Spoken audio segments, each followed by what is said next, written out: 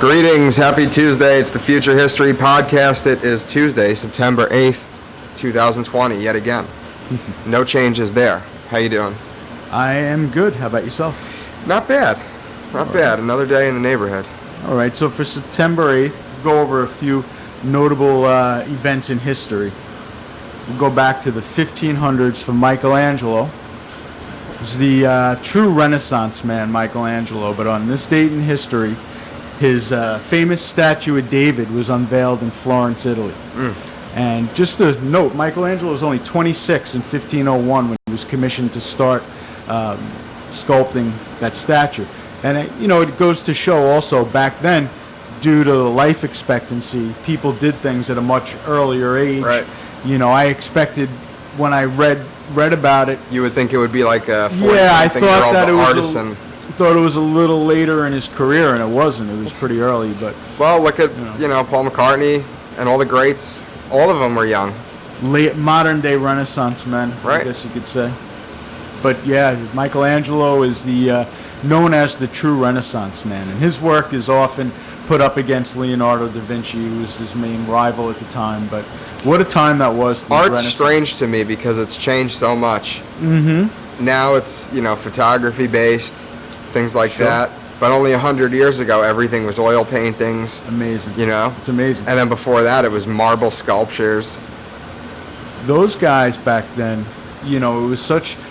What really spurred on the Renaissance was, when people talk about the Dark Ages or the Middle Ages, it really was a period of darkness because you had the great empires like Greece, and then later on Rome had fallen, and then everybody kind of, I'm making this much more simplified, but everybody just kind of scattered and like staked their claim. Wealthy people would stake their claim to pieces of land, and then they would surround themselves with knights and other type of soldiers to protect themselves. Right. Then they'd have serfs or peasants working. So it was dangerous. Yeah, working the property. And what they would do, the church really had a lot of power in those days because they used religion back then as a real way to keep people in check. And it was just a very interesting time. So you had, in essence, due to the lack of education, no like major advancements in humanity, and then all of a sudden, due to this like mixing of people, Italy was really, especially Venice, was really at the crossroads of like East and West mixing, and you had this Renaissance, and it just was a real period of enlightenment. It was a very, very different time than what had come before it. So, and humanity made it through. Yes. So Michelangelo, one of the Renaissance men, and that was some other things that happened on this day in history. The movie Psycho in 1960 was released nationwide, and I guess along the vein of Psycho, the Oprah Winfrey Show was aired nationwide for the first time this date in 1986. She's an egomaniac. She's definitely somebody who's a divisive person. Henry Aaron, who's called Hank, broke the home run record held by Babe Ruth for home runs in a career with 709. Since been broken by Barry Bonds, and the question or the asterisk next to his name, due to the fact that it was during the steroid age, is a question for baseball fans, I guess, to mull over. Right. And Hank Aaron, quick note about him, he was the type of guy, he didn't have a tremendous, never had a season where he hit 60 home runs in a season. He just had a long, productive career. He would hit 30 to 35 homers a year, but always for solid. 20 years. You know, always solid, big-time run producer. But he was a good guy, class guy, never in trouble, so good representation for baseball. And we also, something you and I were discussing, on this date in history, in the year I was born, 1974, President Gerald Ford pardoned Tricky Dick Richard Nixon for his part in the Watergate scandal. Wow. So, Ford's reasoning, a lot of it was controversial at the time when he did this pardon. People wanted him in jail, right? Yeah, just people were against the pardoning. His reasoning was, and it's something I guess we can even ties into today, he was looking to close the gap between the two sides politically. and he just wanted to put an end to the infighting in Congress and in the government. So he actually risked some of his own political aspirations for re-election and things like that in order to end the fighting. So do you know anything about what Richard Nixon went on to do with the rest of his life after that? Obviously, I never looked into it. Yeah, he just did. His presidency has changed as far as the way it was looked on, because he did do things such as opening up China, relations with China. Yeah, there was a lot of positive. Very intelligent, very intelligent guy. His big problem, Richard Nixon, and the reason a guy like him would have trouble getting elected today was that he didn't look good on camera. Right. He would always sweat.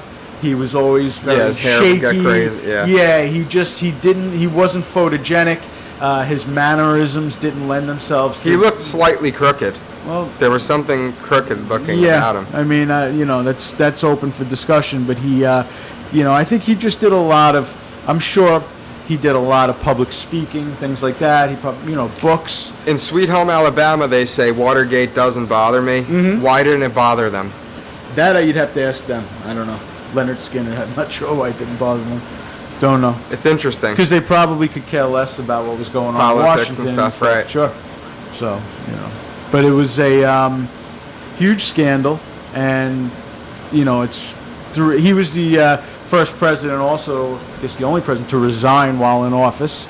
So it was a big scandal, but like I said, Ford really put his own aspirations at rest and pardoned him. So 1974, September 8th, that took place. So we had an interesting interview yesterday with a former police officer in the 75th Precinct, which is mainly East New York. And Yep. I mean, you've been in that area. My grandma's from there.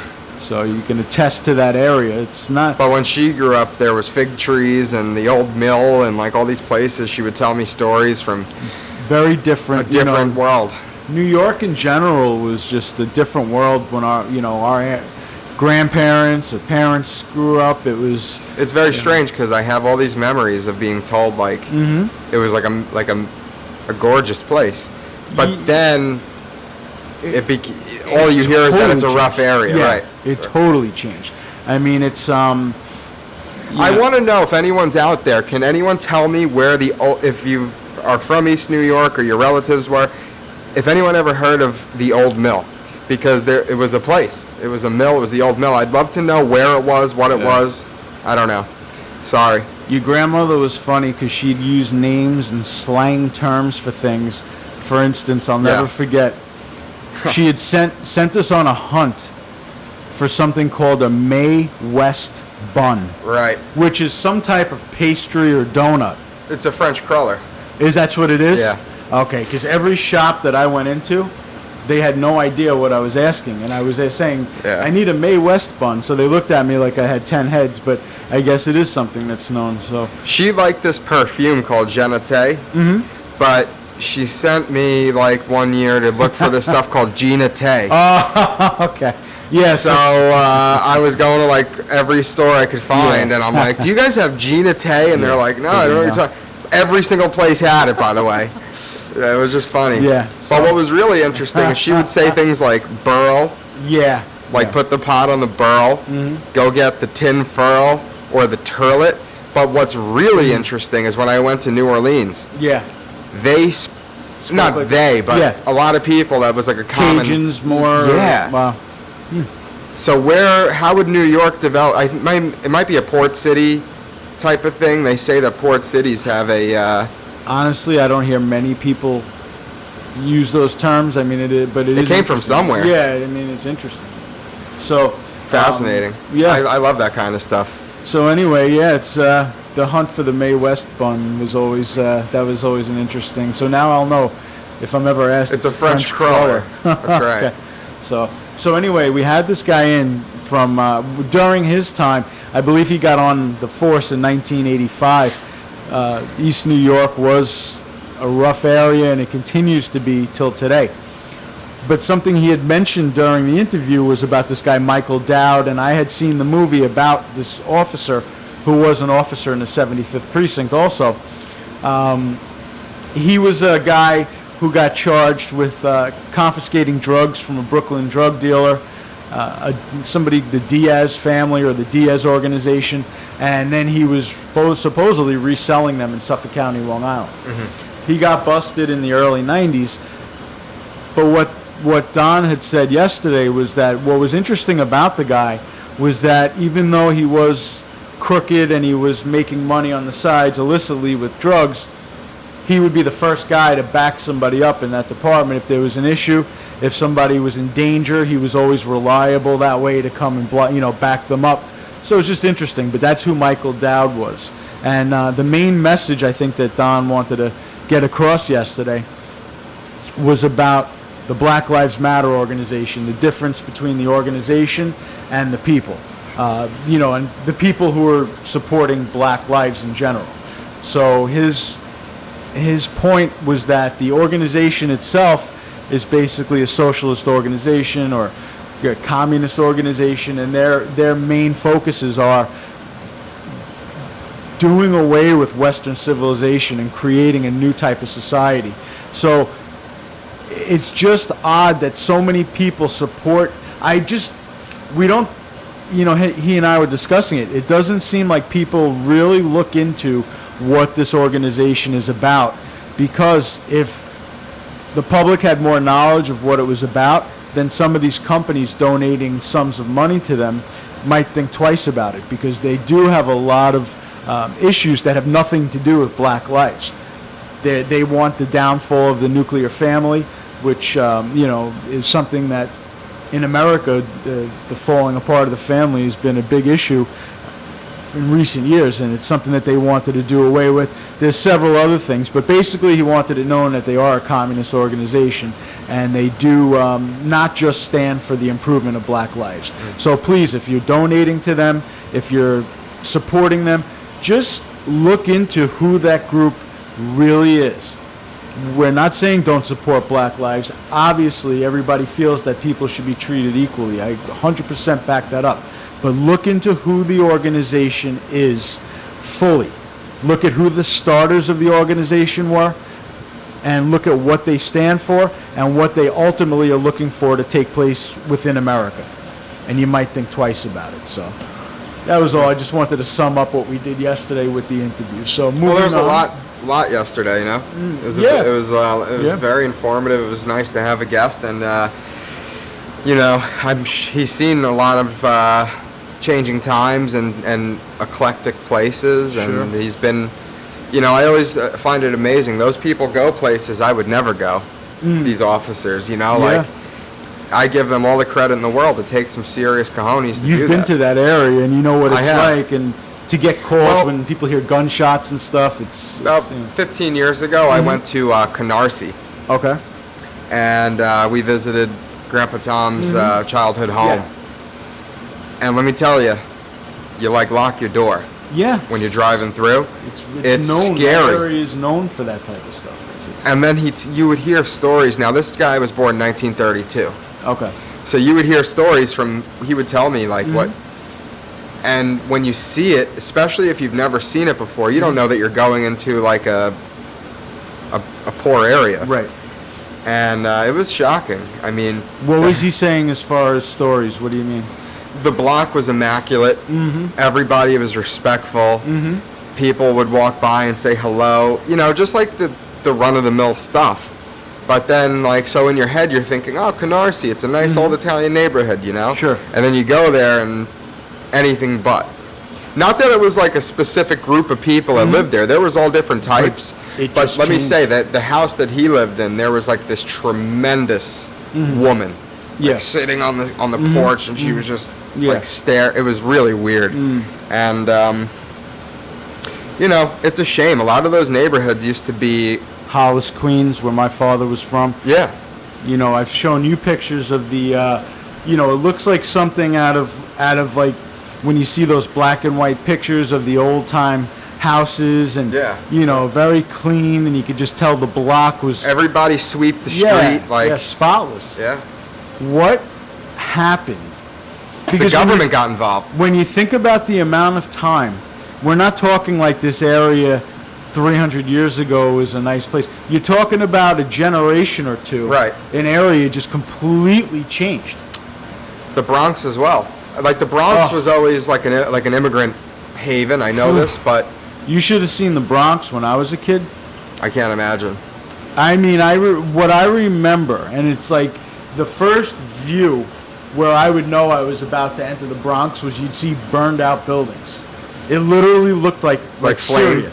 No, like it would be the shell of a building. Oh, okay. No windows. Right. And you would just see It was an empty. charred. Yeah. But these were like projects and they would just be entire blocks of buildings, literally just like empty shells of buildings burnt out, and Yeah. it was like it looked like a fire ravaged through the entire town. It was crazy. But that was as a kid. I used to ask my father, "What is that place?" You know? Yeah. He'd say, "Oh, it's the Bronx. It's a bad area." You know. And when you hear stories from the old timers about that area, In The Godfather, when he's like, "Oh, I'll probably go hide out in the Bronx." Yeah, Like yeah. it was probably always. It's amazing though. As a chef, like I could tell you, there's been times that I've gotten food in the Bronx. Yeah. I don't want to butcher the name, but I went to like a Dominican restaurant one time, and I was with some friends. We were going to a Yankee game, and there's obviously, I guess, a big Dominican community there, so they have a lot of good food. Sure. And there was this stuff called I hope this is the right word for it, mofongo, Okay. and it's mashed plantain and crab and Wow. spices, Interesting. and it's like put into like a cake. It is so good with a beer, and then Yeah. you go to the Yankee game. That's nice.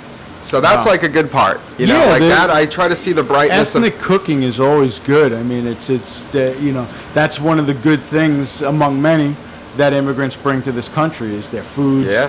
You know, it's just what happened to that infrastructure. And again, I have my own thoughts. I'd rather maybe hear from people commenting what they thought happened because it's a complete change. And like, I always am amazed with history. The change that's taken place in some of these areas is you're not talking about generations, you're talking about some cases within a generation. And we see areas like that in Brentwood, on Long Island, such as Brentwood.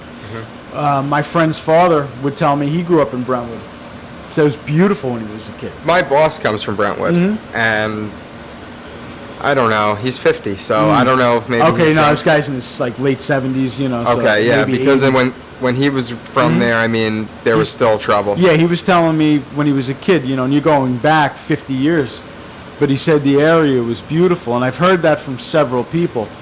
You know, It's so funny because there's still like when you drive through, there's like a horse farm. Sometimes there's like, but it is. I just don't know. It's such a rapid change, and you know, obviously, when you got to call a spade when you go through the areas. It is a heavily immigrant heavy area, and so obviously, I'm sure there's some poverty involved and things like that, and with that comes crime and other things. But it just truly amazes me that it's within a generation of time how an area could completely change, and it's sad, because the areas around it are very nice. It's just like these little pockets on the island are, and you see that in New York to a larger scale, but Yeah, New York is different. That's Yeah. for sure. So anyhow, I also found it interesting when he was talking yesterday how hard it is for police when they actually draw their weapon to. It's not like they do it. They draw their weapon. There's a shooting, and they kind of come back, explain to their boss, and they call it a night. There's It's a big whole deal. process that they go through, and it's not something that I would want to take on myself. It's something that seeing a psychologist, and I'm sure that it's a lot of pitfalls there for the officer. It's something that they have to wade their way through in order to make sure that they get back to the job okay and there's no other issues. I mean, It can't be easy to take a life, No, I mean, Or- mentally, well, that's yeah. why they have the psychologist.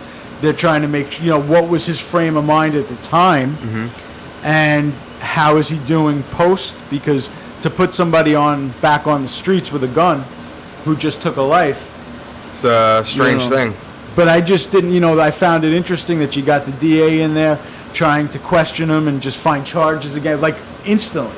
You know, and these guys are out there laying their lives on the line. And by no means am I saying that they're perfect. Believe me, everybody can, have times where they have run-ins with police and stuff like that. But it's just I didn't realize the amount of red tape there was to go through after. So. Paperwork. Yeah, so interesting. I wonder what's happening nowadays with the hiring of police. I wonder if people are going for the job or not. See a lot of people leaving the job. Yeah, a lot of people retiring. Well, you got to think, New York City Police, the starting salary is atrocious. It is. For what they have to deal with. And but there's a lot of issues there. Like, they have a forever pension, right? They get a lot of different things. Correct. And there's, like, I think the NYPD is, like, comparable to, like, a military force. Like, it's tremendous. And there's also branches of the NYPD all over the world, by the way. Did you know that? No. I learned that in criminal justice in college. Oh, yeah. Well, they have them set up, so that they can conduct investigation. Like, before things happen, New York is aware. Gotcha. It's amazing. But, so there's definitely a lot of, I don't know, maybe if some of the old, it's tough to say. Like, I'm not in law enforcement. I don't want to make any. It's a tough call because, I mean, as a young person, the lure of being a cop is not the same as it used to be. You used to have, first of all, I think the power that they hold, and again, this is for better or worse. There's a lot of good things taking away the power from them. So I think that there are some good things there. But consequently, what they're up against these days is just, I mean, it's the other thing awful. is, if you start out as a cop and you're making, let's say, $45,000 a year, whatever it is, how easy is it for someone to slip you some money and corrupt you? That's a big problem, is corruption. And that's why it's, the cop that we just spoke about, this guy Michael Dowd, the money he was at one point, and this is going back to the 80s, was at one point making $4,000 a week on the side. What he was making through the police in the 80s was probably not much, a tenth, of that. So, that's the problem. That's a good point. And then so you run into the problem now. Do we pay these guys more to avoid corruption? But the real payout for the city cops is, like you said, at the end of the career with the pensions, right? The benefits. And the pension's also the first thing that is on the line for them to lose. Yes. If anything should go awry. Sure. Which is also pretty brutal, because you expect something like that. Yeah. And then I used to get angry when I was a teacher, and when the teachers would complain about their salaries because I had, I own a business outside, and I would say, like, you don't realize the money not only benefits while you're teaching, you have great benefits, and the time off and so forth, but when you retire, nowadays people retire, they could live another 40 years. Yeah. And the public is left to pay for your life for 40 years. Right. And so when you're complaining about your half salary, a lifetime. yeah, when you're complaining about your salary, you need to take that into consideration because there's very few jobs that, unless you're in a municipality or you're working for another teaching I say to any of these progressive cities, I don't like calling them progressive, but that's what it is these days. That's what they call themselves. If they want to defund the police, let them do it. And see how it works. Let them be their own guinea pigs. If they want to take the chance, like if Portland wants to go ahead and do something like that, if Washington or Seattle wants to do start sending something, social workers to the crimes, like you said. That's on them. Yeah. That's on them. And then when the Second Amendment comes to play, then they're really double screwed because it's their people's rights to defend themselves, and there's no gray area. You would see an exodus of people on the other side of that, getting the hell out of there because 911 calls, right? All those things would take longer, and that is an excellent case. Well, you don't even have to think about defunding the police. You could even just look at the cities where the police have no backup from the mayor. And you could go around the country in any city where the police are kind of hung out to dry by the politicians, the crime is through the roof. I mean, you could take New York as an example. Look what's going on. I like to use Chicago.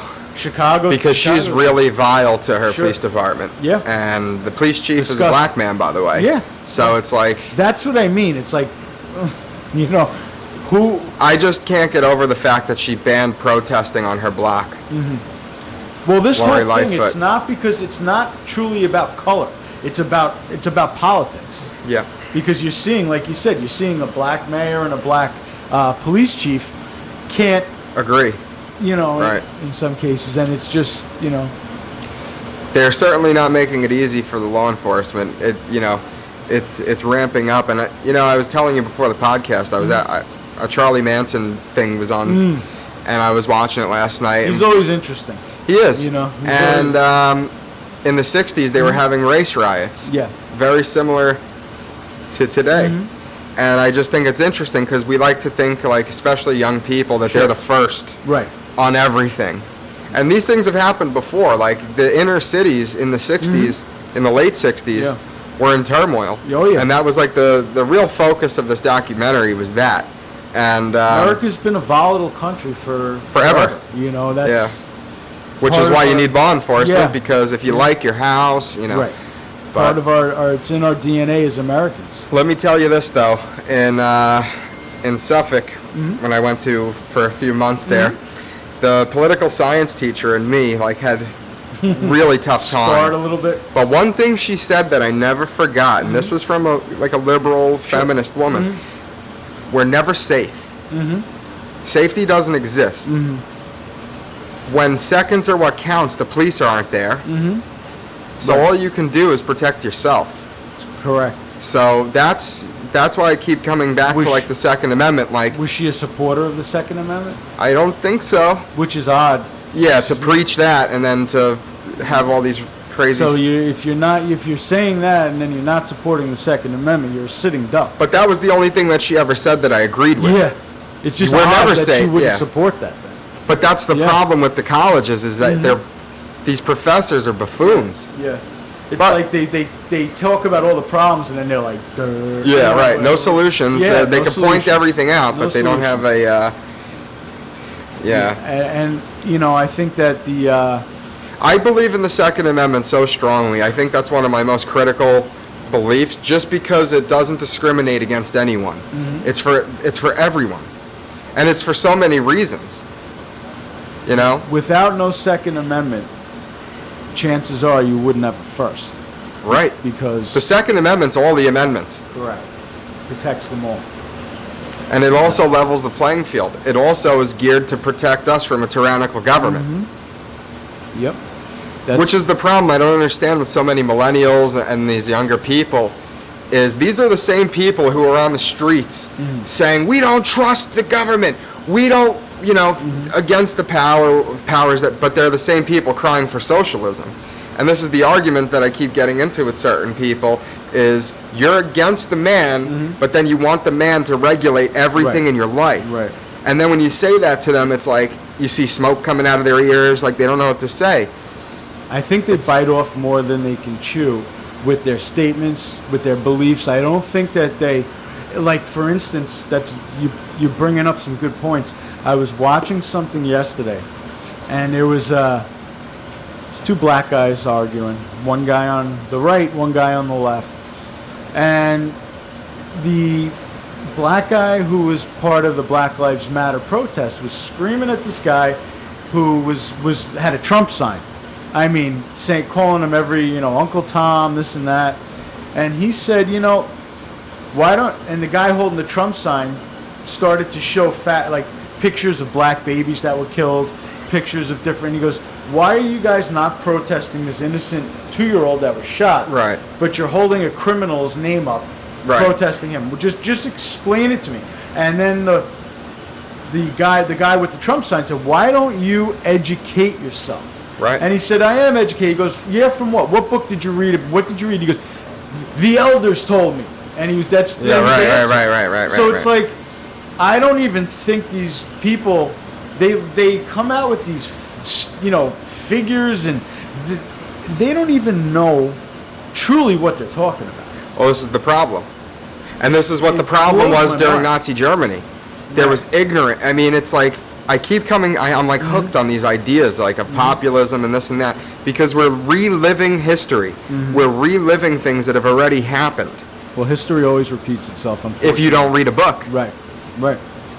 You have to educate yourself. Yeah. Try to avoid, these pitfalls. But I just, again and again and again, every time I see an argument between the two sides, what stands out to me the most is how the left is never truly educated on their beliefs. They have these beliefs that they feel so strongly about, and they have these ideals of what they would like the country to be or what they feel it should be. Yet when you ask them for some true, documented facts and everything else, they can't